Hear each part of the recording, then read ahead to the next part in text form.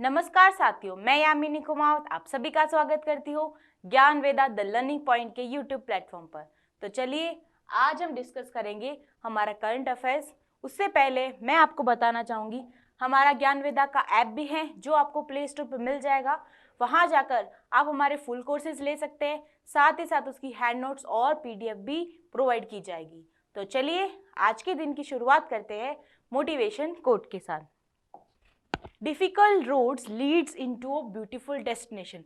जितनी आप जो है अपने राह के अंदर मुसीबत देखोगे, जितने आप ऑब्स्टिकल्स देखोगे, तो उसी से आपकी जर्नी क्या होगी, बहुत अच्छी होगी। अब ये आप सोच रहे होंगे कि मुसीबतों से कौन सी जर्नी अच्छी होती है, तो हर एक मुसीबत जो है आपको जो है आगे और बेहतर बनाने का प्रयास कराती है और बेहतर आपके लिए एक चुना गया है। जैसे कि आज अगर आप कुछ छोटा सोच रहे हो और उधर आप क्या कर रहे हो कि फेल हो रहे हो, तो शायद जो है भगवान ने आपके लिए कोई बड़ी डेस्टिनी लिखी है, कुछ बड़ा आपके लिए बना के रखा है। उसको जो है हासिल करने के लिए आपको क्या किया जाता है, आपको हर एक है ना पॉइंट टू पॉइंट पे क्या करते हैं, आपको एक जो है ऑब्स्टिकल्स देते हैं, आपको जो है मुसीबतें देते हैं। तो जिस तरह से APJ अब्दुल कलाम बोलते हैं हमारे, तो उन्होंने भी यही बोला है कि जितनी जो है पर आपकी परिस्थितियां खराब होगी, उससे आप क्या करोगे, आप जो है ज्यादा सीखोगे और जो है आपके अंदर जितनी आपके अंदर ताकत है वो आपको खुद को भी नहीं पता है कि कितनी सारी है, तो वो जो है जानने का आप क्या करोगे, उसको प्रयास करोगे। तो यही जो है ब्यूटीफुल जर्नी है। तो चलिए, जो आपने आपका लक्ष्य चुना है, चाहे कितनी भी आपके पास सामने मुसीबत आ जाए कि मुझे नहीं पढ़ना, ये हो रहा है, वो हो रहा है, कोई घर पे आ रहा है, कोई गेस्ट आ रहा है, किसी की शादी में जाना है, तो ये नहीं करना है। आपको सिर्फ अपने लक्ष्य के ऊपर ध्यान देना है। जो आपने फर्स्ट डे सोचा था कि मुझे ये करना है, तो कल को बेहतर बनाने के लिए आज तो जो है मुसीबतों को उठाना ही पड़ेगा। तो चलिए इसी के हौसले के साथ हम बढ़ते हमारे फर्स्ट आर्टिकल की तरफ। 16 दिसंबर को जो है विजय दिवस मनाया गया है। 16 दिसंबर को विजय दिवस मनाया गया है। तो 51st एनिवर्सरी जो है, 51वीं जो है वर्षगांठ किसकी हुई है, 51वीं वर्षगांठ जो है हमारे विजय दिवस की हुई है। अब ये जो है क्या है, तो जो 1971 के अंदर इंडिया और पाकिस्तान के दोनों के बीच में जो वॉर हुआ था, उसके अंदर जो आर्मी हमारी, जो काफ़ी सारी जो है आर्मी, जो हमारी फौज है वो मरे थे, उनकी जो है श्रद्धांजलि देने की यहाँ पे बात करते हैं। तो विजय दिवस जो है, victory day is commemorated on 16 December mark the end of 1971 Indo Pak war and the liberation of Bangladesh. और इसी दिन तो क्या हुआ था, हमारा बांग्लादेश जो है क्या हुआ था, वो लिबरेट हुआ था, बांग्लादेश लिबरेट हुआ था। India declare a victory on this day 51 years ago।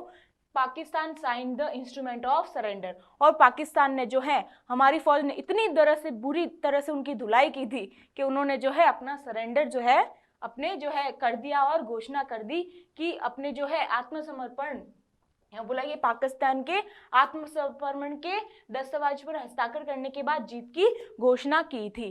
तो बांग्लादेश का जो है 50 जो है वर्ष क्या हो गए, 50 वर्ष जो है 50th एनिवर्सरी इस साल बनाई थी। और इंडिया की कौन सी थी, इंडिया की जो है 75th एनिवर्सरी थी। कौन सी, किस चीज की, तो फ्रीडम, मतलब कि जो उनको हमारे ब्रिटिश के साथ मिली थी, तो सिर्फ 75th वर्षगांठ हमने इस साल बनाई थी और बांग्लादेश ने जो है 50वीं वर्षगांठ बनाई थी। बांग्लादेश की बात करते हैं तो यहाँ की प्रेसिडेंट कौन है, तो यहाँ के PM की बात करते, सॉरी, तो ये कौन है, शेख हसीना जी। कौन है, शेख हसीना जी यहाँ की कौन है, PM है, यहाँ की शेख हसीना जी PM है।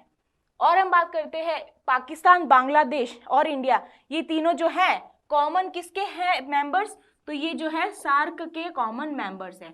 किसके हैं, सार्क के कॉमन मेंबर्स है। साउथ एशिया जो कंट्रीज, रीजनल कंट्रीज है, उनके कॉमन मेंबर्स है।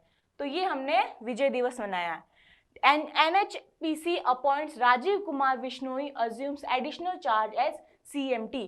तो यहाँ पे जो है राजीव कुमार जी को क्या बनाया गया है, NHPC का जो है CEO बनाया है। NHPC की बात करते हैं तो ये जो है राजीव कुमार, ये बनी थी 1975 में। कब बनी थी, ये बनी थी 1975 में। और राजीव कुमार बिश्नोई जी जो है वो CMD of Rishikesh based THDC India limited Yamuna Kumar Chaubey director है उसके। एनएचपीसी जो है ceases to hold the additional charge of the post of CMD, ठीक है। तो यहाँ पे बोला गया एनएचपीसी लिमिटेड, तो यमुना कुमार चौबे निदेशक जो है एनएचपीसी के सीएमडी एनएचपीसी लिमिटेड के पद का अतिरिक्त प्रभाव नहीं संभालेंगे, ठीक है। सीजेस टू, तो यहाँ पे इन्होंने क्या किया, अपना जो है जो उनकी पोस्ट थी वो क्या हो गई, रिजाइन कर दिया उन्होंने। चलिए नेक्स्ट पे बढ़ते हैं हम। First blow down test of trisonic wind tunnel success, तो जो है हाल ही में इसरो के द्वारा ये हमारा जो है टेस्ट किया गया है जिसको सक्सेस हो गया है, ठीक है। तो हम बात करते हैं Indian Space Research Organisation has successfully conducted the first blow down test the newly realised trisonic wind tunnel at the Vikram Sarabhai centre Thiruvananthapuram, ठीक है। इसरो की बात करते हैं तो इसके हमारे डायरेक्टर कौन है, इसके डायरेक्टर है एस सोमनाथन। कौन है, एस सोमनाथन इसके डायरेक्टर है। और इसके हेडक्वार्टर की बात करते हैं तो कहाँ है, बेंगलुरु है। क्या है, बेंगलुरु है, ठीक है। ये हमने इसरो की बात कर दी। और यहाँ पे है जो कौन सा ट्रायसोनिक विंड टनल को जो है विक्रम साराभाई स्पेस सेंटर के वहां से लॉन्च किया है। आगे बढ़ते, इंडिया ने जो है सक्सेसफुली कैरीज आउट नाइट्रायल अग्नि 5 एंड केपेबल मिसाइल, तो इन्होंने जो है इंडिया के सक्सेसफुली अग्नि 5 का जो है क्या कर दिया, मिशन का जो है कैरी कर दिया है। ये जो है 5000 kg का जो है ये क्या है, इसका वेट है, कितना है ये, इसका इतना वेट है। और इसका जो है हाल ही में क्या क्या है, परीक्षण सफलतापूर्वक हो गया है, परीक्षण जो है सफलतापूर्वक हो गया है। मिसेस मैटी फ्रेडरिक्सन मिसेस मैटे फ्रेडरिक्सन को डेनमार्क के प्रधानमंत्री के रूप में फिर से चुना गया है। तो ये जो वुमेन है इनको जो है वापस किया गया है, डेनमार्क की जो पीएम है उसके लिए वापस चुना गया है। और अगर हाल ही में बात करते हैं तो पेरू में जो है डीना बोल्यूटा, डीना पेरू की जो है हाल ही में वुमेन प्रेसिडेंट बनी है, पेरू की जो है वुमेन प्रेसिडेंट बनी है डीना, कौन सी, डीना बोल्यूटा, डीना बोल्यूटा बनी है। न्यूजीलैंड की आपको पता ही होगा, न्यूजीलैंड की वुमेन पीएम कौन है, तो न्यूजीलैंड की वुमेन पीएम की बात करते हैं तो ये है जेसिंडा अर्नेडा। कौन है, जेसिंडा अर्नेडा जो है कौन है, न्यूजीलैंड की पीएम है, न्यूजीलैंड की पीएम है। और हम बात करते हैं यहाँ पे पीएम की, जब यहाँ बात आई है तो हमारे इंडिया में जो है हमारे इंडिया के जो प्राइम मिनिस्टर नरेंद्र मोदी वो कौन से नंबर के है प्राइम मिनिस्टर, तो ये है 14th नंबर के जो है प्राइम मिनिस्टर हैं। कौन है, नरेंद्र दामोदर दास मोदी। कौन है, नरेंद्र दामोदर दास मोदी जी, ये 14th है। और ये 2014 से जो है पद संभाल रहे हैं, 2014 से जो है 2 बार इनका जो है कार्यकाल एज अ पीएम इंडिया के अंदर हुआ है। इनसे पहले कौन थे, इनसे पहले थे मनमोहन सिंह। कौन थे, मनमोहन सिंह जी इनसे पहले जो है पीएम थे। और अगर फर्स्ट की बात करते, फर्स्ट पीएम कौन थे, तो फर्स्ट पीएम की बात करते हैं तो कौन थे, जवाहरलाल नेहरू जी हमारे फर्स्ट पीएम थे। कौन, Jawaharlal Nehru ji is the first PM of India, ठीक है।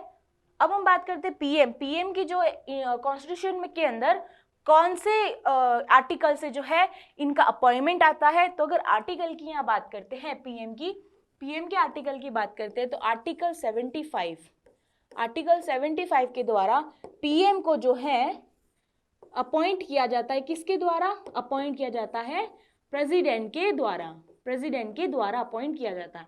और इसमें बोला गया है, ये बोला गया PM is appointed by the president and other minister, जो दूसरे मिनिस्टर्स हैं उनको जो है अपॉइंट किया जाता है प्रेसिडेंट को, प्रेसिडेंट के द्वारा ही on the advice of PM. जब पीएम एडवाइस देगा कि इन जनों को क्या करना है, मिनिस्टर्स बनाना है, तभी क्या करेगी, प्रेसिडेंट जो है इनको बनाएगी। और पीएम को जो है, पीएम इज कॉल्ड द जो है रियल, जो है इनको बोला जाता है कि ये रियल जो है रियल एग्जीक्यूटिव है। ये कौन है, he is called to real executive, वो फिर गवर्नमेंट जो है इन्हीं के द्वारा चलती है। ये क्या है, ये एक नॉमिनल है, ये क्या है, एक नॉमिनल लीडर है। और प्रेसिडेंट जो है एक नाम मात्र लीडर है, नाम मात्र लीडर, और सारे जो डिसीजंस जो है वो किनके द्वारा लिए जाते हैं, पीएम के द्वारा लिए जाते हैं। प्रेसिडेंट तो क्या करती है, सिर्फ उसके ऊपर साइन करती है। क्या करती है, साइन करती है। तो चलिए आगे बढ़ते हैं नेक्स्ट आर्टिकल के ऊपर। Union minister of Jal Shakti Shri Gajendra Singh Shekhawat inaugurate the 7th edition of India water impact summit at New Delhi. तो न्यू दिल्ली के अंदर जो हाल ही में इंडिया वाटर इम्पैक्ट समिट हुआ था, उसके अंदर जो है यहाँ पे क्या किया, उस एडिशन का अनावरण किया है, उद्घाटन किया है। The theme of this year, इस साल की जो थीम है इस समिट की, इंडिया वाटर समिट की जो थीम है वो क्या है, restoration and conservation of small reverse in large basin. तो हम क्या करते हैं, बड़ी बड़ी रिवर्स के पीछे क्या करते हैं, छोटी रिवर्स को भूल जाते हैं, उसी को जो है लार्ज बेसिन के अंदर उनका कितना कॉन्ट्रीब्यूशन होता है। एज यू नो कि जो पेरिनल रिवर्स होती है छोटी छोटी, जैसे कि हम बात करते हैं गंगा की रिवर्स है, तो हम क्या करते हैं, मेनली गंगा पे फोकस कर रहे हैं। तो गंगा की जो ट्रिब्यूटरीज है छोटी छोटी, जैसे कोसी हो गया, गंडक हो गया, घग्गर हो गया, और काफी सारी ट्रिब्यूटरीज है, उनके ऊपर जो है स्मॉल रिवर्स पे कम ध्यान देते हैं। तो यहाँ पे रिस्टोरेशन स्मॉल रिवर की बात की है on the large basin with the emphasis on the select aspect of mapping and convergence of 5 P's। यहाँ पे 5 P's की बात की है। Then what are these 5 P's? ये 5 P's है क्या? These are the people, policy, plan, program and project। People, policy, plan and project। People, policy, plan, program and project in the 3-day summit 15 से 17 दिसंबर के बीच में ये समिट चल रही है, मतलब हालांकि कल तक भी चलेगी। यहाँ पे एक्सपर्ट जो है यहाँ पे कंट्री के काफी सारे आए, और काफी अब्रॉड, काफी इंटरनेशनल पीपल्स भी यहाँ पे आए हैं भाग लेने, और डिस्कस किया है काफी छोटी छोटी रिवर्स के बारे में भी। क्या किया है, छोटी रिवर्स के बारे में भी यहाँ पे बात कही गई है। जब हम यहाँ पे बात करते हैं तो यहाँ पे वाटर को किस तरह से हमें क्या करना है, रिवर और वाटर को दोनों को किस तरह से इक्विवेलेंट लेके आना है, किस तरह से इक्विवेलेंट लेकर आना है। तो यहाँ पे रिवर और वाटर को जो है वो इक्विवेलेंट लेने की बात की कि इन दोनों को जो है वो इक्विवेलेंटली हमें क्या करना है, we have to conserve this, हमें उनको प्रिजर्व करना है। ठीक है, जैसे कि हम बात कर सकते हैं रिवर्स की, तो रिवर्स के अंदर हमें जो है नमामि गंगे हमारा प्रोजेक्ट चल रहा है। कौन सा, नमामि गंगे प्रोजेक्ट, जिसके अंदर हाल ही में जो है काफी बेस्ट अवार्ड दिया गया है यूनाइटेड नेशन के द्वारा। जो top 10 conservation of the water के अंदर जो काम कर रहे हैं, तो इंडिया के अंदर नमामि गंगे प्रोजेक्ट को जो है अवार्ड दिया गया है कि it is doing the great work in the perspective of the water, in the पर्सपेक्ट of cleaning the reverse को किस तरह से क्लीन करने की यहाँ पे बात की है। तो नमामि गंगे प्रोजेक्ट है जो कि क्या करता है, जो कि 7 साल से जो इस प्रोजेक्ट को चलाया जा रहा है, और इसके अंदर काफी सारे जो है अचीवमेंट्स हुए।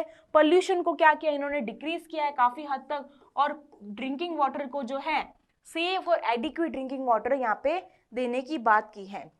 इस समिट ने जो है यहाँ पे इंडिया का जो इंटरनेशनल कॉपरेशन वाटर सेक्टर के अंदर, इसने ये भी बोला कि इंडिया का जो कॉपरेशन है वाटर सेक्टर के अंदर इंटरनेशनली की क्या करेगा, ये अच्छा करेगा रिलेशंस और कंट्रीज के साथ में भी, और जैसे कि आप जानते हो हमेशा हम सारे दिन सुनते ही रहते हैं G20 के अंदर, G20, तो G20 ही एक ऐसा प्लेटफॉर्म हमें मिला है जिसके द्वारा हम क्या कर सकते हैं, इंडिया जो है अपना जो है खुद का जो नेशन है, खुद की जो आइडेंटिटी है वो क्या करेगी, वर्ल्ड के अंदर एक बनाने का, एक खुद का जो है एक फेस बनाने की ट्राई करेगा। और G20 में काफी सारे जो है एनवायरमेंट के रिलेटेड जो है स्टेप्स लिए जाएंगे।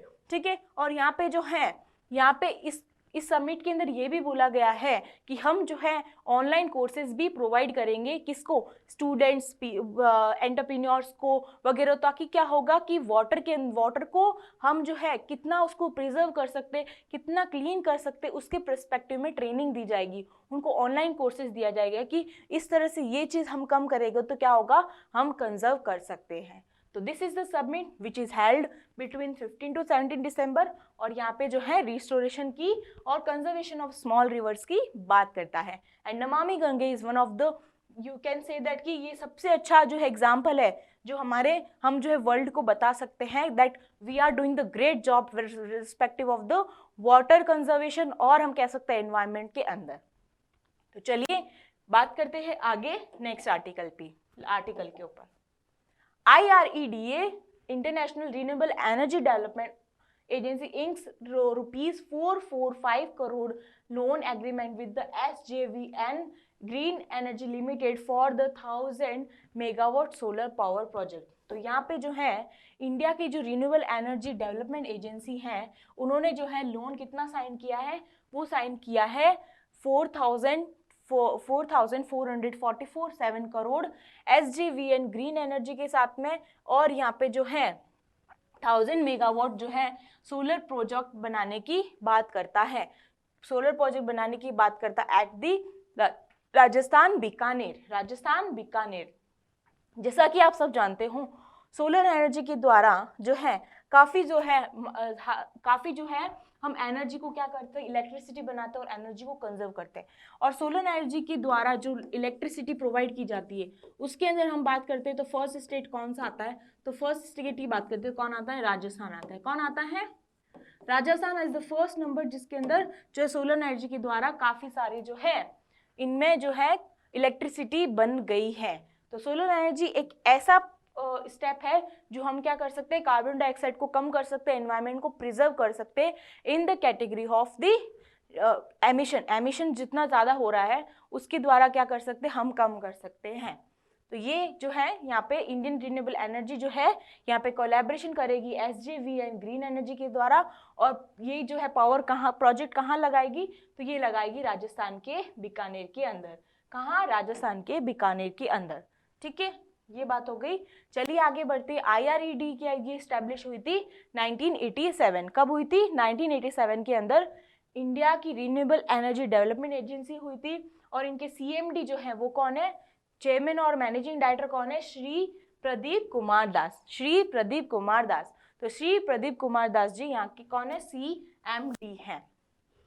MOU है sign between the cotton corporation of India limited and Texprocil on branding traceability and certification of Kasturi cotton in India. तो यहाँ पे जो है कॉटन के अंदर जो है कॉटन हमारी जो कॉर्पोरेशन ऑफ इंडिया है उसमें क्या किया गया है, इन्होंने जो किसके साथ में MOU साइन किया है, इन्होंने किया है टैक्स प्रोसिल के साथ में, और कस्तूरी कॉटन इंडिया को जो है ब्रांडिंग बनाने के लिए उसको ट्रेसेबिलिटी और सर्टिफिकेशन जो है समझौता क्या किया, इन दोनों ने ज्ञापन किया है, दोनों के बीच में ये हस्ताक्षर किए हैं। Cotton Corporation of India along with the textile industry and exported will get together to ensure that the cotton जो है farmer India get the due in the world market, said Piyush Goyal. तो पीयूष गोयल जी जो है इन्होंने बताया है कि किस तरह से कॉटन जो है फार्मर्स के अंदर इंडिया के अंदर जो है क्या करेगी, कोलैबोरेशन लेके आएगी। और यहाँ पे बात किया है कि यहाँ पे union minister of textile consumer affairs food and public distribution and consumer ministry Piyush Goyal ji ने बात की है। फिर यहाँ बात करते हैं ये मैकेनिज्म जो है कंप्लीट जो है कॉटन की ट्रेसेबिलिटी, उसकी क्या प्रोडक्टिविटी, उसके अंदर कितनी गुणवत्ता है, उस ओरिजिन के फार्म के लेवल को क्या करेगी, यहाँ पे प्रोवाइड करेगी। QR कोड बेस्ड सर्टिफिकेशन होगा जिसके द्वारा जो है वैलिडेशन दी जाएगी कि ये कस्तूरी कॉटन है। ठीक है, this is the validation of Kasturi cotton of India at each stage and promote. और यहाँ पे हर एक, जैसे कि अगर आप कुछ कॉटन लेने जाएंगे, ठीक है, कि मुझे चाहिए कस्तूरी कॉटन, तो आपको जो है वहां से सर्टिफिकेट भी प्रोवाइड किया जाएगा कि ये देखो ये क्या है, कस्तूरी कॉटन है। तो ये जो है यहाँ पे कंप्लीट ट्रेसेबिलिटी होगा कि ये कॉटन सही है या नहीं है, दिस इज रियल और नहीं है। ठीक है, यहाँ पे प्रमोट करना है Kasturi cotton of India and premium branded by enhancing the international perception and valuation of Indian cotton. Indian के कॉटन को क्या करना है, उसकी वैल्यू दिखानी है, उसके अंदर इसको जो इंटरनेशनली के अंदर उसकी फेम बनानी है कि this is the real cotton. फिर यहाँ बात करता है this make India cotton as reliable quality product both in the domestic and global market and thereby facilitating the premium prices. जब हम बात करते हैं कॉटन की, किसकी, when we are talking about the cotton, तो कॉटन के अंदर जो है इसको प्रोड्यूस करने के लिए we want 20 to 30 degree Celsius temperature चाहिए। कितना, 20 to 30 डिग्री। और रेनफॉल की बात करते हैं तो 50 to 60 centimetre we want rainfall. ठीक है, कॉटन की बात करते हैं तो इंडिया जो है सबसे लार्जेस्ट जो है क्या है, प्रोड्यूसर है। क्या है, सबसे जो है प्रोड्यूसर जो है इंडिया क्या है, इंडिया जो है largest producer in the world, largest producer in the world की बात करते हैं, और जो है ये थर्ड जो है लार्जेस्ट एक्सपोर्टर है, थर्ड लार्जेस्ट एक्सपोर्टर है, ठीक है। और अगर हम बात करते हैं इंडिया के अंदर जो हाइब्रिड कॉटन भी बनती है, और इंडिया एक ऐसा ही एक अकेला देश है जो क्या करता है, हाइब्रिड कॉटन बनाता है। What is the hybrid cotton? जब क्या होता है, दो डिफरेंट क्वालिटीज के कॉटन जो है मिल जाते हैं, ठीक है, by the open pollination. Naturally क्या होता है कि जब कोई बर्ड हो गई छोटी, मान लो कोई बटरफ्लाई हो गई, बर्ड हो गई, तो यहाँ से इन्होंने मान लो कोई एक इसका जो है अंग उठाया, छोटा सा कोई इसका पार्टिकल उठाया, और इसने हवा से जाते हुए मतलब उड़ते हुए फिर उसने दूसरे वाले में डाल दिया, तो क्या हो जाता है यहाँ पे फिर हाइब्रिडाइजेशन हो जाता है। तो दोनों को मिलने के बाद में एक जो नई चीज मिलती है, उसमें जो है इंडिया ने क्या किया, इंडिया जो है एक ऐसा कंट्री जिसने हाइब्रिडाइजेशन करने की कॉटन की बात की है। क्या बात की है यहाँ पे, इसकी बात कही है। और हम बात करते हैं तो इंडिया जो है बीटी कॉटन को भी इन्होंने क्या किया है, मॉडिफाइड किया गया। बीटी कॉटन के द्वारा भी जो है बैसिलस थैलेसम के द्वारा जो है जेनेटिकली मॉडिफाइड हम कॉटन भी बनाते, क्या बनाते, जेनेटिकली मॉडिफाइड कॉटन भी बनाते हैं। What, genetically modified cotton also we are producing, okay. और हम बात करते हैं अब ये कसूरी कॉटन क्या है, ये क्या है, एक रियल है जो कि बहुत सफ़ेद होती है, बहुत ब्राइट होती है, और हम कह सकते हैं एकदम उसका जो कलर है वो बहुत ब्यूटीफुल होता है, वाइट एकदम होता है, यूनिक इसके अंदर कैरेक्टरिस्टिक्स है। किसकी, कस्तूरी के अंदर बात करते हैं, एकदम प्योर है और सॉफ्ट है, क्या है, एकदम प्योर और सॉफ्ट कॉटन है। तो ये जो है हमने कॉटन की बात की है। एंड यहाँ पे जो है क्या होगी, कस्तूरी कॉटन के लिए ट्रेसेबिलिटी के लिए सर्टिफिकेट बनाने की बात कही है, ठीक है। ये हमारे कौन है, पीयूष गोयल जी, जो कि फूड एंड ये जो है टेक्सटाइल के मिनिस्टर, कंज्यूमर अफेयर्स के हैं, फूड एंड पब्लिक डिस्ट्रीब्यूशन और कॉमर्स इंडस्ट्री के ये मिनिस्टर हैं, ठीक है। अब बढ़ते हैं आगे हम। Atal innovation mission and UNDP, Atal innovation mission and the United nation development programme, India जो है launch fifth edition of the youth co lab for young entrepreneur, young entrepreneurs के लिए को लैब जो है यहाँ पे उसका 5वां संरक्षण करने की यहाँ पे बात की है। तो जब हम यहाँ बात करते हैं, ये एडिशन जो है यूथ को क्लब का है, एशिया पैसिफिक का लार्जेस्ट यूथ इनोवेशन प्रोजेक्ट या फिर ये कह सकते हैं मूवमेंट है, जो कि जॉइंटली किसके द्वारा हुआ, AIM NITI Aayog and UNDP India on Thursday, largest youth innovation movement, ठीक है। दिसंबर 15 को हुआ था। द एप्लीकेशन जो है इस एडिशन की लॉन्च की गई थी डॉक्टर चिंतन वैष्णव के द्वारा। डॉक्टर चिंतन वैष्णव जो मिशन डायरेक्टर AIM के हैं, एंड डेनिस करी जो कि deputy resident representative of the United nation development Programme. Youth colab जो ये इनिशिएटिव क्या है, ये इनिशिएटिव जो है 2019 में लॉन्च किया था। यहाँ पे जो है एशिया पैसिफिक के दोनों के बीच में एक कॉमन इंटरेस्ट पैदा करता है और जिसमें क्या करता है, ये सस्टेनेबल डेवलपमेंट के गोल्स के अंदर वर्क करने की बात करता है। And through the leadership social innovation और एंटरप्रेन्योर, मतलब लीडरशिप के साथ काम करता है, सोशली देवर इन्वॉल्व, और काफ़ी सारे एंटरप्रेन्योरशिप, काफ़ी सारे जो है स्किल के बच्चे जो होते हैं, या फिर कह सकते हैं ये जो यूथ जो है, इससे जो है भारी मात्रा में क्या होता है, देवर एंगेज, एंड ये पे यहाँ पे इसको इम्प्लीमेंट करने की बात करता है। एज यू नो कि यूथ जो है सबसे क्या होता है, youth is the future of the world, आने वाला जो फ्यूचर है वो उसके जो है क्या होते हैं, they're the future of the world, they're the only जो इकोनॉमी को क्या करते हैं, बेहतर बनाने का प्रयास करते हैं, ठीक है। तो यहाँ पे जो है न केवल सोशल, यहाँ पे जो है ये क्या करते हैं एजुकेशन के अंदर, और हम बात करते हैं हेल्थ के अंदर, मेंटल हेल्थ के अंदर, ये और हम बात करते हैं इसके अलावा, तो यहाँ पे ये क्या क्या प्रमोट करता है, तो और हम बात करते हैं ये जेंडर इक्वेलिटी, ये जो है क्या करता है, जेंडर इक्वेलिटी हो गया। और हम बात करते हैं इसके साथ में, तो ग्रीन इकोनॉमी के अंदर जो है क्या करता है, स्टेप उठाने के अंदर वर्क करता है। तो ना केवल ये सिर्फ एंटरप्रेन्योरशिप जो है, ये यूथ जो है वो क्या करता है, सिर्फ अपने एंटरप्राइज को बढ़ाने की, बट ये सारे इसमें भी फोकस करता है। और बात करते हैं ये फोकस करता है, it is also focus on climate change जो हो रहा है उसके अंदर एक्शन भी लेता है, क्लाइमेट चेंज के अंदर भी एक्शन लेता है, ठीक है। और यहाँ बात करते हैं तो और यहाँ बात करते हैं तो नीति आयोग ने जो है AIM जो अटल इनोवेशन नीति आयोग है, इन्होंने जो है हाल ही में डेनमार्क के अंदर, डेनमार्क की एक कंपनी है उसके साथ में भी इन्होंने कोलैबोरेशन किया है, जिसमें यहाँ पे इन्होंने जो है वाटर को प्रिजर्व करने की बात की है कि किस तरह से हम क्या करें, वाटर के अंदर जो है वाटर के सोल्यूशन को बात की कि किस तरह से हम जो है वाटर को क्लीन वाटर और क्लीन सैनिटेशन क्लीन वाटर दें। तो यहाँ पे जो है अटल इनोवेशन मिशन जो नीति आयोग की ही एक क्या है अंदर संस्था है जो कोलैबोरेशन करती है डेनमार्क के साथ में, और ये जो है किसकी, वाटर के सोल्यूशन की बात करता है कि इस तरह से we want clean water and adequate water. ठीक है, नीति आयोग की बात करते हैं तो नीति आयोग की बात करते हैं तो ये जो है काफ़ी जो है इंफ्रास्ट्रक्चर, ये क्या है गवर्नमेंट की क्या है एक इंस्टीट्यूशन बनाया गया है। पहले इसको प्लानिंग कमीशन बोला जाता था, क्या बोला जाता था, earlier we called it planning commission. ठीक है, प्लानिंग कमीशन बोला जाता था। फिर 2014 के अंदर इसको जो है हमने नीति आयोग बना दिया है, नीति आयोग बना दिया, जिसकी जो है हम एक्स ऑफिशियो चेयरमैन की बात करते हैं। इसके एक्स ऑफिशियो चेयरमैन कौन होते हैं, एक्स ऑफिशियो चेयरमैन की बात करते हैं तो ये है हमारे PM होते हैं। कौन होते हैं, PM होते हैं। और इसके अंदर जो है बॉटम अप्रोच चलती है,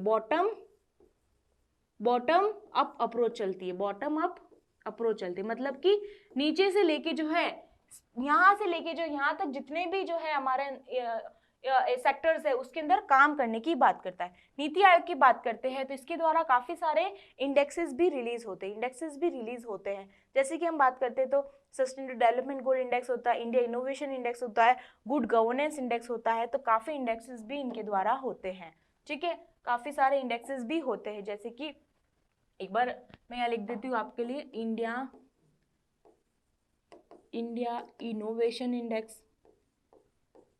इनोवेशन इंडेक्स हो गया। फिर बात करते हैं गुड गवर्नेंस इंडेक्स हो गया, और हम बात करते हैं सस्टेनेबल डेवलपमेंट गोल इंडेक्स हो गया। ठीक है, हेल्थ इंडेक्स हो गया, कौन सा हो गया, हेल्थ इंडेक्स हो गया, और अटल इनोवेशन मिशन भी also included in this, NITI Aayog के प्लानिंग के अंदर ही होता है। तो चलिए नेक्स्ट पे बढ़ते हैं हम आर्टिकल पे। RATS regional anti terrorism structures SCO practical seminar on the securing the cyber space frontier.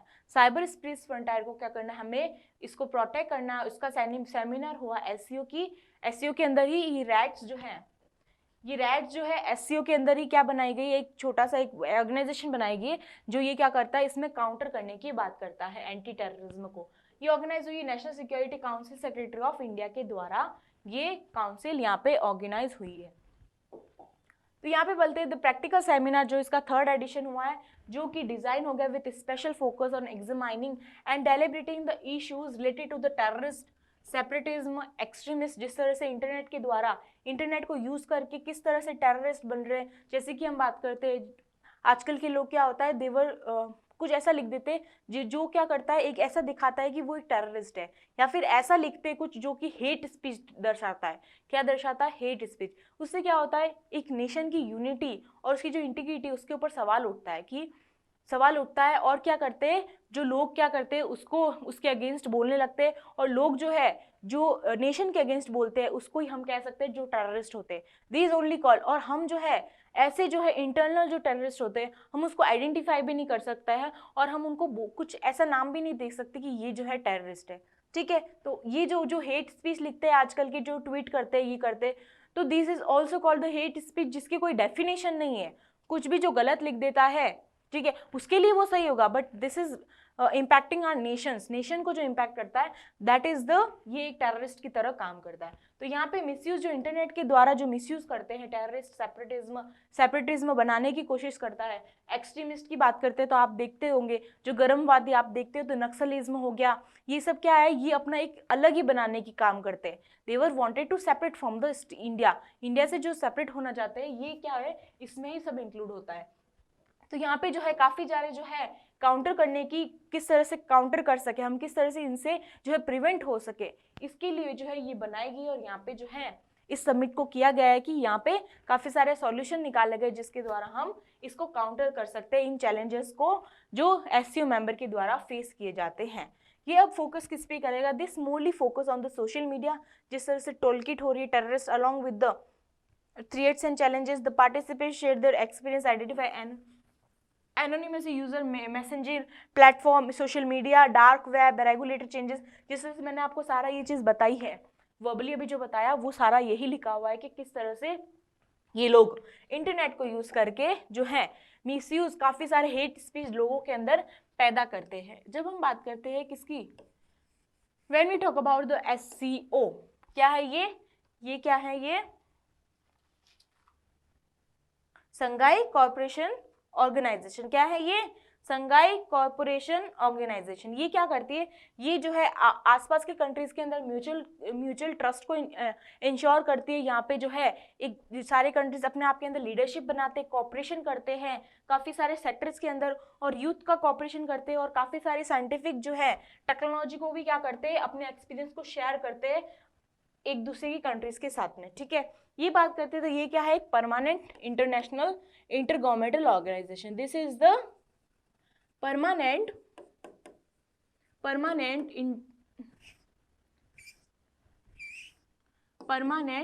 Inter governmental organisation है। ठीक है, परमानेंट इंटर गवर्नमेंटल ऑर्गेनाइजेशन जो कि 2001 में बनी थी, विच इज स्टैब्लिश इन 2000। पहले इसके जो हम कह सकते हैं जो कंट्रीज के अंदर इन्वॉल्व थी या मेंबर्स थी वो सिर्फ 5 थी, जो है कौन सी, कजाकिस्तान थी, और हम बात करते हैं किर्गिस्तान की थी, किर्गिस्तान था इसमें, फिर था चाइना, फिर हम बात करते हैं रशिया, और हम बात करते हैं किसकी, ताजिकिस्तान की, किसकी, ताजिकिस्तान की। उसके बाद जो है 2001 के अंदर, 2001 में कौन आया, तो 2001 में आया उज्बेकिस्तान। कौन आया, उज्बेकिस्तान। फिर जो है 2010 में कौन आया, सॉरी 2017 में, फिर कौन आया 2017 के अंदर जो है इंडिया और पाकिस्तान आया। कौन आया, इंडिया और पाकिस्तान आया। और जो है 2020 में कौन आया, तो 2020 में आया है ईरान। कौन आ गया, ईरान। तो now the member having the count करते हैं हम 1 2 3 4 5 तो पहले थे, फिर 6, फिर 7 8 और फिर 9। तो अभी कितने हैं, 9 मेंबर्स इसके अंदर जो है पार्टिसिपेशन जो है इनका मेंबर, जो ये सारी कंट्रीज इसके अंदर हैं। ठीक है, इसका जो हेडक्वार्टर कहाँ है, इसका हेडक्वार्टर है बीजिंग के अंदर। किसके अंदर है, बीजिंग के अंदर इसका हेडक्वार्टर है। कहाँ है, बीजिंग चाइना के अंदर इसका हेडक्वार्टर है। तो दिस इज द ऑर्गेनाइजेशन, और उसी के अंदर रेड्स नाम की क्या है, एक इनका जो है ग्रुप बनाया हुआ है जिसको काउंटर करता है, एंटी टेररिस्ट को काउंटर करने की बात करता है। ठीक है, चलिए आगे बढ़ते हैं नेक्स्ट आर्टिकल पर। 9 product from the across country gate GI tag. तो जो है 9 प्रोडक्ट्स को GI टैग मिल गया है। Invaluable treasure of incredible India. Now AG and geographical indication is a primary manufactured product, जैसे हैंडीक्राफ्ट हो गया, इनको जो है एग्रीकल्चर प्रोडक्ट है, नेचुरल प्रोडक्ट, कोई भी जैसा प्रोडक्ट जो उस रीजन के अंदर क्या है, उस रीजन के अंदर बहुत ज्यादा वो जो है एक जोग्राफिकली इंटीग्रेट करते हैं। जैसे कि हम बात करते हैं राजस्थान की बात कर लो, तो यहाँ पे जैसे बोला जाता है दाल चूरमा जो है, दाल बाटी चूरमा, ये क्या है, फेमस है। तो एक इंडिकेशन, जैसे ही कोई दाल बाटी चूरमा बोलता है वी फाइंड की ये राजस्थान है। और हम बात करते हैं, जब हम सुनते हैं कि गरबा, तो हम क्या बात करते हैं कि गरबा कहाँ का फेमस है, ये गुजरात का फेमस है। ठीक है, उसी तरह जो है काफी बिहू फेस्टिवल हो गया, तो हम बिहू फेस्टिवल कहाँ देखते हैं, ये तो एक उनकी जो है क्या है, geographically they have their specific उनकी एक आइडेंटिटी है। तो यहाँ पे GI टैग भी क्या करता है, ये आइडेंटिटी प्रोवाइड करता है हर एक स्टेट के अंदर, जो उसकी खुद की क्या है, एक स्पेशल उसके फीचर है, एक स्पेशल वहीं पे वो क्या चीज होती है, वो वहां पे उत्पन्न होती है, वहीं एक प्रोडक्ट वहां पे बनता है, ऐसा ही कोई काम है, ऐसी कोई स्किल है वो वहां से ही मिली है। तो उसको जो है प्रमोट करने के लिए, उसको प्रिजर्व करने के लिए ये GI टैग दिया जाता है। ठीक है, तो हम यहाँ पे बात करेंगे, हाल ही में 9 दिए गए हैं। तो पहले की बात करते हैं, तो फर्स्ट की हम बात करते हैं Tandur red gram of Telangana. Tandur red gram of Telangana, repeat करें मेरे साथ, Tandur red gram of Telangana. फिर है गमोचा फ्रॉम दी आसाम। क्या है ये, गमोचा, ये क्या है, ये है gamocha, gamocha from the Assam. Alibag white onion from Maharashtra, Alibag white onion from the Maharashtra. Raktsey Karpo apricot from Ladakh, Raktsey Karpo apricot from Ladakh, और 5 ऐसे प्रोडक्ट है जो कि केरला के अंदर हम पाए, हमने जो है यहाँ पे ज्योग्राफिकल इंडिकेशन दिया है। और अगर हम बात करते हैं इसके अलावा हम बात करते हैं तो जैसे कि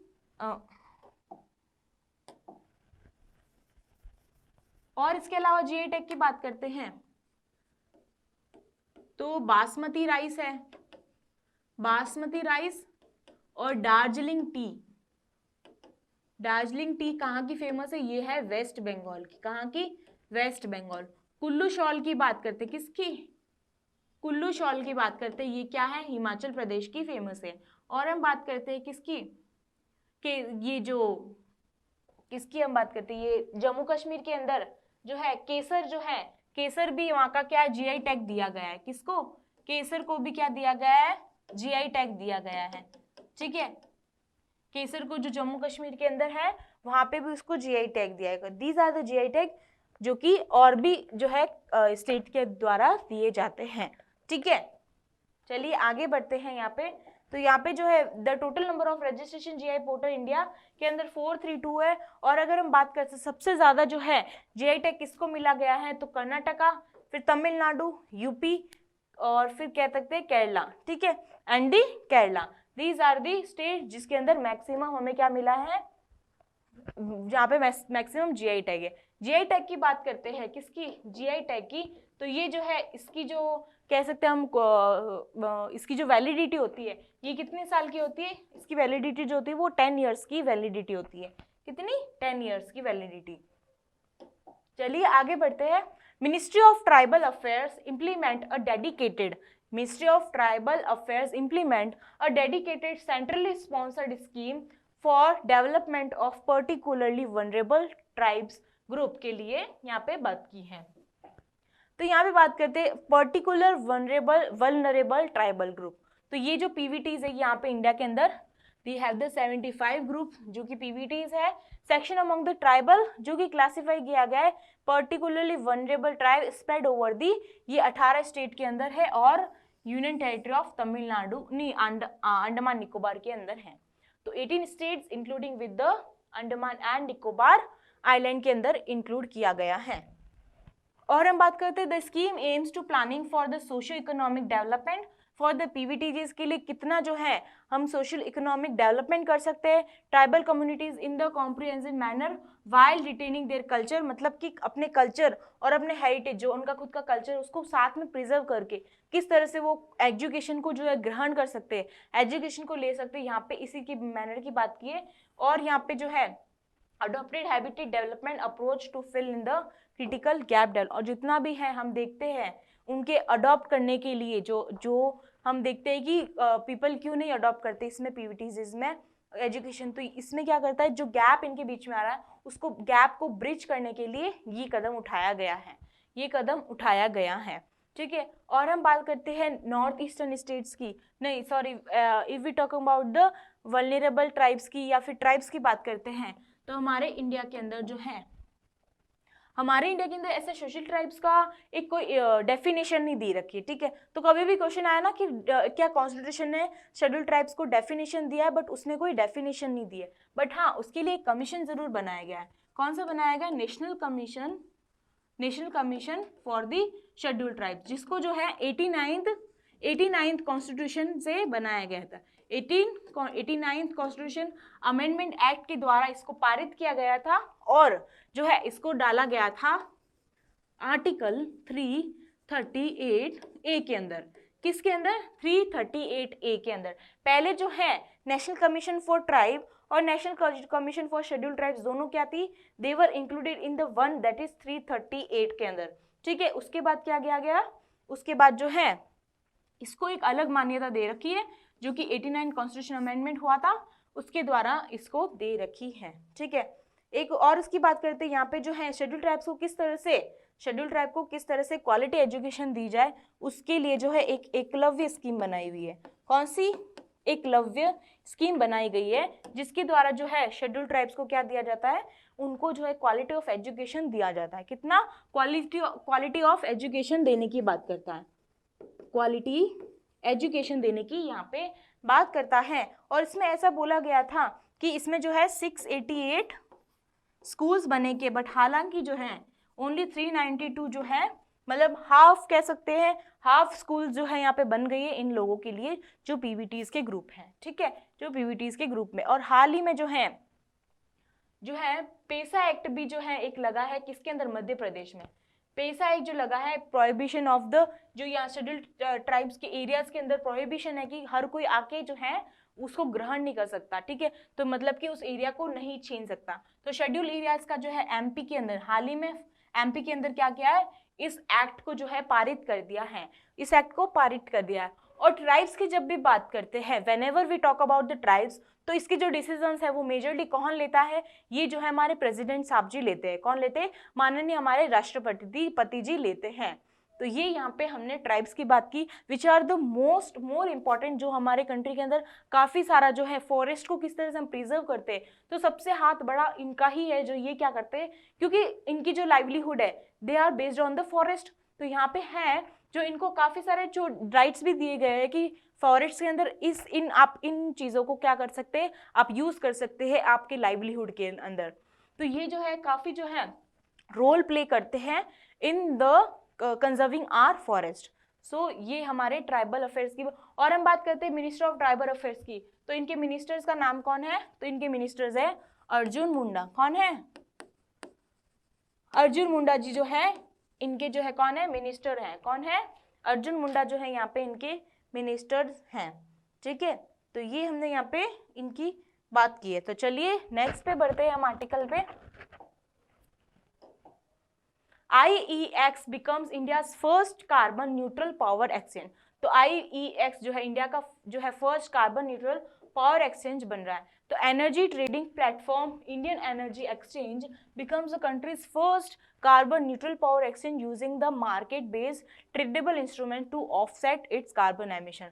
तो कार्बन एमिशन को कम करने के लिए ये मार्केट बेस्ड ट्रेडेबल इंस्ट्रूमेंट लेगा, जिसके द्वारा क्या करेगा, ये एमिशन को कम करने की बात करेगा, ये रिड्यूस करेगा कार्बन की फुटप्रिंट को। IEX जो है इंडिया एनर्जी एक्सचेंज जो है ये क्या करेगी, voluntarily cancelled CERA certificate emission reduction from the clean project registered under the clean development mechanism of United Nations framework convention on climate change, convention on the climate change। तो United nation environment programme के अंदर जिस तरह से हमने बोला गया है कि हमें जो है क्या करना है, 45% जो है 45% क्या करना है, एमिशन को कम करना है, जो रिड्यूस करना है। इस टारगेट को ये कंप्लीट करने के अंदर मदद लेता है, टारगेट को कंप्लीट करने के अंदर मदद लेता है। और मतलब कि ये ग्रीन हाउस गैस एमिशन को, और जो है 1.5 डिग्री तक जो है 1.5 डिग्री जो टेम्परेचर कम करने की बात करता है, उसमें भी ये क्या करता है, एक सपोर्ट की तरह यहाँ पे काम करता है। क्या करता है, काम करता है। और यहाँ पे अगर IEX की बात करते हैं, किसकी, when we talk about the IEX, तो इनके जो हैं चेयरमैन, या फिर हम कह सकते हैं हाँ चेयरमैन जो है इसके कौन है, तो सत्यनारायण गोयल है। कौन है,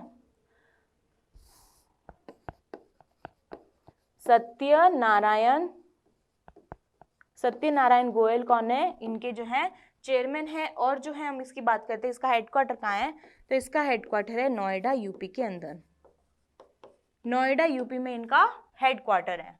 चलिए नेक्स्ट आर्टिकल पे बढ़ते हैं हम। UAE holds number first position और Arton capital passport index, India rank 69th allowing visa free travel to 24 countries. यहाँ पे बोला गया है कि UAE ने जो है फर्स्ट पोजीशन होल्ड की है इन द पासपोर्ट के अंदर, आर्टन कैपिटल पासपोर्ट इंडेक्स के अंदर, और इंडिया जो है 69th पे किया है, जिसमें वीजा फ्री है इसको 24 कंट्रीज तक जो है इंडिया वीजा फ्री जा सकती है, इंडिया के जो हम पॉपुलेशन है। Arton capital has publish its global passport index 2022, जिसकी रैंकिंग के मुताबिक जो है इंडिया का रैंक आया 69th, और ये जो है UAE जो है फर्स्ट पे आया है, और ये वीजा फ्री एक्सेस करता है 121 कंट्रीज को। Best travel document with the visa free access to 121 countries and is passport arrival by the 59 countries and require visa for the 89 countries. ठीक है, India ranks 69th on this list and according to the Arton Capital, Indians are permitted to only जो 24 countries without the visa के द्वारा। और यहाँ पे बात करते हैं तो ये जो है बिना वीजा के साथ जो है कितनी कंट्रीज में जा सकते हैं, तो बिना वीजा के साथ में ये जा सकते हैं, वीजा होल्ड के साथ 59 countries, required visa for the 89 countries, तो यहाँ पे जो 121 कंट्रीज के साथ वीजा फ्री जा सकते हैं, ठीक है। They have visa free on arrival of 48 Nations, required visa for 126 countries. Other जो है 126 कंट्रीज के लिए वीजा चाहिए, 126 कंट्रीज के लिए वीजा चाहिए, ठीक है। और हम बात करते हैं इंडिया के बाद जो है गाम्बिया, घाना, उज्बेकिस्तान, ये कंट्रीज इसके अंदर आगे आती है, शेयर करती है। और हम बात करते हैं ऐसे एक पासपोर्ट इंडेक्स भी और निकालता है, कौन निकालता है, तो ये हैनले पासपोर्ट इंडेक्स निकालता है। हैनले पासपोर्ट इंडेक्स भी निकालता है, एक ऐसा इंडेक्स भी इंटरनेशनली जिसके द्वारा जो है, यहाँ पे बात करते हैं तो ये जापान जो है फर्स्ट नंबर पे रहता है, और इंडिया की बात करते हैं तो यहाँ पे इसकी पोजीशन क्या है, 83rd 81st ऐसी कितनी ही है। चलिए नेक्स्ट आर्टिकल पे बढ़ते हैं हम। Microsoft Viasat partner to deliver satellite internet globally 2021। तो माइक्रोसॉफ्ट ने किसके साथ हाथ मिलाया, तो इन्होंने मिलाया है व्यास के साथ to deliver satellite internet globally by 2025 तक जो है सैटेलाइट के द्वारा हमें क्या कर रहा है, इंटरनेट जो है प्रोवाइड करेगा, ठीक है। तो माइक्रोसॉफ्ट ने अनाउंस किया है इस partner global communication company Viasat to deliver satellite internet access to 10 million people across the world by 2025। बोला कि 10 मिलियन तक जो है 2025 तक 10 मिलियन पॉपुलेशन को जो है क्या मिलेगा, इंटरनेट मिलेगा थ्रू द सैटेलाइट। सैटेलाइट के द्वारा हम इंटरनेट को बनाने की करेंगे, ठीक है। According to international telecommunication union United Nation, यहाँ पे बोला कि 1/3 of the whole population that is 2.7 billion people still never use the internet. बोला गया काफी मात्रा में जो है इंडिया मतलब कह सकते हैं वर्ल्ड के अंदर जो है इंटरनेट यूज ही नहीं करते, इंटरनेट यूज ही नहीं करते हैं, ठीक है। तो यहाँ पे इंटरनेट की अवेयरनेस बनाने की कोशिश करने की बात कर रहे हैं। और इंडिया के अंदर जो डिजिटल मिशन भी चला गया है, स्मार्ट सिटी मिशन भी चला गया है, जिसके द्वारा क्या किया जाता है, इंटरनेट की अवेयरनेस को फैलाया जाता है। वुमेन्स के अंदर अवेयरनेस फैलाने के लिए डिजी शक्ति भी चलाया गया है, डिजी शक्ति भी चलाया गया है। तो चलिए नेक्स्ट आर्टिकल बढ़ते। Arunoday 2.0 Himanta Biswa Sharma launches DBT scheme for nearly 1000 for the Assam women. तो हिमांता बिस्वा शर्मा ने जो है आसाम की महिलाओं के लिए लगभग 1000 रुपए की डीबीटी योजना, जो कि डायरेक्ट बेनिफिट ट्रांसफर, डायरेक्टली उनके बैंक में अंदर जो है डायरेक्टली बेनिफिट हो जाएंगे रुपीज, ठीक है। तो greater version of Arunoday is being launch to ensure the benefit to vulnerable और underprivileged families to the state. यहाँ पे जो है 10.54 लाख फ्रेश बेनिफिशियरी यहाँ पे आने की बात की है, इतनी ऐड होगी। और यहाँ बात करते हैं टोटल बेनिफिशियरी की, यहाँ बात करते हैं तो कितनी बात की, 27 लाख जो है यहाँ पे बेनिफिशियरीज की बात की इतनी है। और आएगी कितनी फ्रेश की बात करते हैं तो 10 लाख पीपल्स आएंगे, ठीक है। फाइनेंशियल जो इतना किया है, स्कीम का एम ये है कि 70 लाख वुमेन की स्टेट के अंदर हेल्प की जाए, जो वुमेन्स वल्नरेबल है, जो अपने जो है पैसों से क्या कर सकती है, फैमिलीज को जो कह सकते हैं हम काफ़ी सारे ये वुमेन जो है क्या कर रही है, एग्रीकल्चर के अंदर पार्टिसिपेशन ले रही है, तो इनको जो है फंड नहीं मिलता है या फिर इनको ऐसी होती है कि दे नीड द हेल्प। तो यहाँ पे 70 लाख वुमेन्स को एम करेगी, यहाँ पे इनको हेल्प करेगी। इस स्कीम के द्वारा वुमेन को जो है 1250 रुपीज़ बैंक अकाउंट में हर मंथ मिलेगा, इतना हर मंथ मिलेगा ताकि उनको न्यूट्रिशन अच्छा मिल सके, ठीक है। वुमेन के अंदर एनीमिया जो है ऐसी डिजीज है जो कि ब्लड की रिलेटेड है, तो उसके भी क्या करेगा, ये कम करने की बात करेगा। तो मेनली हेल्थ के सेक्टर में भी काफ़ी बात करता है। तो चलिए नेक्स्ट हम अपने MCQs पे बढ़ते हैं। Which country join the top 50 countries in the global aviation safety ranking. Safety ranking global aviation safety ranking में 50 कंट्रीज के अंदर किस कंट्री के ज्वाइन किया है, तो इंडिया ने हाल ही में ज्वाइन किया है। आगे बढ़ते, which country is the largest trading partner of India after China and US. जो इंडिया एंड चाइना और यूएस के बाद में सबसे लार्जेस्ट ट्रेडिंग पार्टनर कौन बन गया है, तो ये बन गया है UAE। कौन बन गया है, UAE बन गया है। Google launch the anti miss information campaign in which country. किस कंट्री में जो है गूगल ने एंटी मिस इन्फॉर्मेशन जो है कैंपेन लॉन्च किया, ये किया है इंडिया के अंदर। कहाँ किया है, इंडिया के अंदर गूगल ने ये लॉन्च किया है। आगे बढ़ते, who has been appointed the batting coach of Indian women's cricket team by the BCCI। तो किसके द्वारा जो है बैटिंग कोच महिला कौन सी पहली महिला भारतीय जिसके जो है बल्लेबाज कोच में लगाया, तो Hrishikesh Kanitkar India women cricket team है BCCI की बात करते हैं तो है इनके हाल ही में डायरेक्टर चेंज हुए, कौन हुए, रॉजर बैनर्जी। कौन हुए हैं, रॉजर बैनर्जी जो है हाल ही में इनके जो है DG बने हैं, डायरेक्टर जनरल इनके BCCI के बने हैं। फिर बात करते हैं which is the most search keyword in the Google search. Google search के अंदर 2022 में सबसे ज्यादा सर्च किया हुआ वर्ड कौन सा है? वर्ड कौन सा है? आईपीएल। क्या है? Indian premier league. कौन है? आईपीएल। आईपीएल जो है ये सबसे ज्यादा सर्च किया गया है। चलिए नेक्स्ट क्वेश्चन पे, mount Semeru volcano has erupted. Mount Semeru volcano हाल ही में इरप्ट हुआ है, ये किस कंट्री के अंदर इरप्ट हुआ है? तो ये हुआ है इंडोनेशिया के अंदर। कहाँ हुआ है? इंडोनेशिया के अंदर ये इरप्ट हुआ है।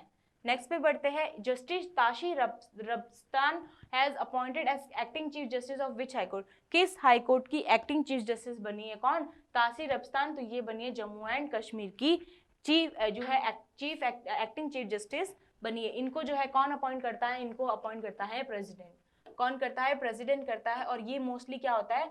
They are the retired person. कौन होते हैं? They are mostly the retired person जिनको एक्टिंग चीफ जस्टिस अपॉइंट किया जाता है। आगे बढ़ते हैं, India origin Veena Nair won prime minister prize in which country. किस इंडियन ओरिजिन वीना नायर है? इंडियन ओरिजिन ने कहाँ पे इन्होंने वॉन किया है? तो ये ऑस्ट्रेलिया में वॉन किया है। ऑस्ट्रेलिया में वॉन किया, और ये सबसे जो है काफ़ी जो है एजुकेशन के अंदर इनको वॉन किया था। और इनको जो है एजुकेटर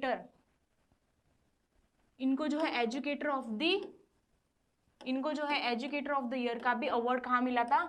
इनको एजुकेटर ऑफ द वर्ल्ड का भी ऑस्ट्रेलिया के अंदर इनको अवार्ड मिला था। तो ये इंडिया की ओरिजिन है, इंडिया की जो है यहाँ पे मूल निवास है इनका। आगे बढ़ते हैं, who clinch silver at weight lifting world championship 2022। Who clinch silver weight lifting के अंदर वर्ल्ड चैंपियनशिप किसने, कौन बनी है? मीराबाई चन्नू। ठीक है, तो मीराबाई चन्नू जो है यहाँ पे पुरस्कार जीता है वर्ल्ड चैंपियनशिप वेट लिफ्टिंग के अंदर, एज अ सिल्वर इन्होंने जीता है। और बात करते हैं तो इनको जो है पद्मश्री भी मिल चुका है, और जो है अर्जुन अवार्ड भी इनको मिला हुआ है। अर्जुन अवार्ड मिला हुआ है, और हम बात करते हैं इनकी तो इनको पद्मश्री भी मिला हुआ है। चलिए नेक्स्ट पे बढ़ते हैं हम, Manisha Ramdas claim the female player of the year award in which game. तो किस साल के अंदर या फिर किस खेल के अंदर जो है किस खेल के अंदर मनीषा रामदास जी को जो है खिलाड़ी का पुरस्कार मिला? तो इनको मिला है बैडमिंटन कैटेगरी के अंदर। तो मनीषा रामदास जी को बैडमिंटन की कैटेगरी के अंदर पुरस्कार मिला है, year award, female player of the year award मिला है। आगे बढ़ते हैं, हमारा लास्ट क्वेश्चन है, who is India 77 chess grand master. 77 chess grand master कौन है? तो आदित्य मित्तल जी है। ये 17 साल की हैं और ये महाराष्ट्र में रहते हैं। और हम बात करते हैं सबसे ज्यादा ग्रैंड मास्टर अवार्ड जो है किसको मिल चुके हैं? ये मिल चुके हैं तमिलनाडु को। किसको मिल चुके हैं? तमिलनाडु को सबसे ज्यादा ग्रैंड मास्टर अवार्ड मिल चुके हैं। और ये किसका है? ये चेस का ही है, आपको दिख ही रहा है। ठीक है, तो ये हमारा इनको मिला है, किनको? आदित्य मित्तल जी को, जो 17 साल की आयु के है और महाराष्ट्र के अंदर जो है ये इनका महाराष्ट्र का इनका ओरिजिन है। तो चलिए आज का हमारा सेशन यहीं तक रहेगा। आई होप आप सभी को सेशन पसंद आया होगा। तो प्लीज़ लाइक शेयर ज़रूर कीजिए और हमारे चैनल को सब्सक्राइब कीजिए और बेल आइकन के नोटिफिकेशन पर बेल आइकन पर क्लिक कीजिए ताकि आपको रोज़ न्यू वीडियोस मिलती रहे और आप यूं ही हंसते रहिए, खिलखिलाते रहिए। धन्यवाद। जय हिंद, जय भारत।